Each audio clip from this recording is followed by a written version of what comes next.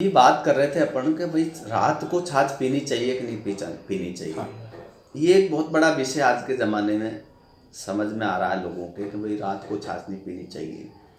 और बहुत से तो ये कहते हैं कि सर्दी में बिल्कुल छाछ का सेवन नहीं करना चाहिए।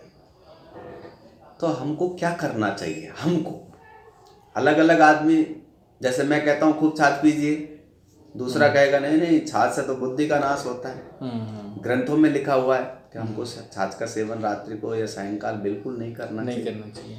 उससे जुकाम हो जाता है, बुखार हो जाता है, ये सब कहानियाँ होती हैं। जबकि दही से उपेक्षित भाग को छाछ कहा गया है और छाछ को बहुत जगह नहीं इस्तेमाल करते लोग।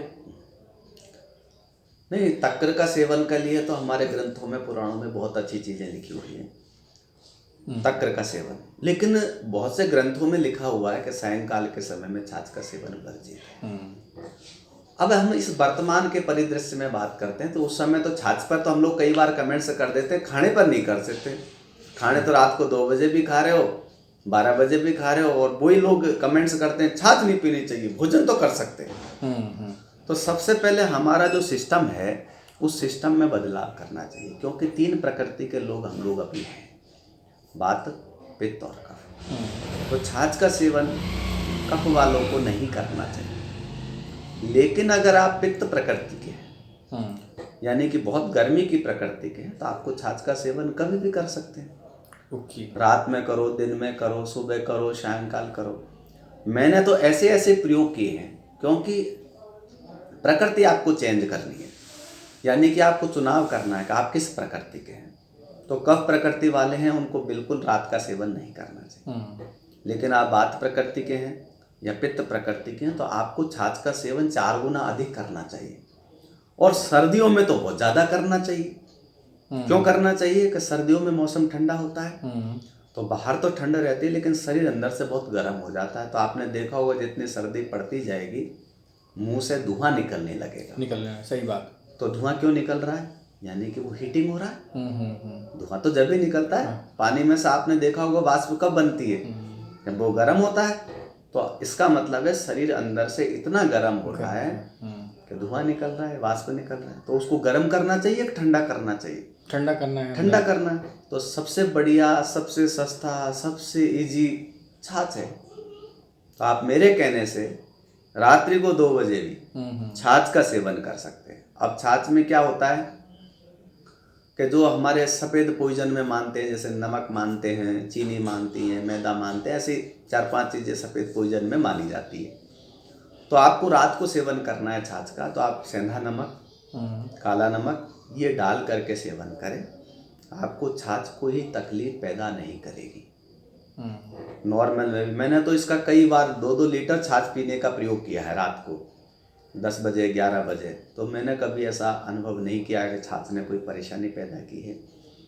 आप 1 गिलास 2 गिलास नियमित छाछ लीजिए। और मेरे तो जितने भी पेशेंट हैं, कम से कम 5-7 हज़ार पेशेंट हैं, मैं तो उनको छाछ लिखता हूँ।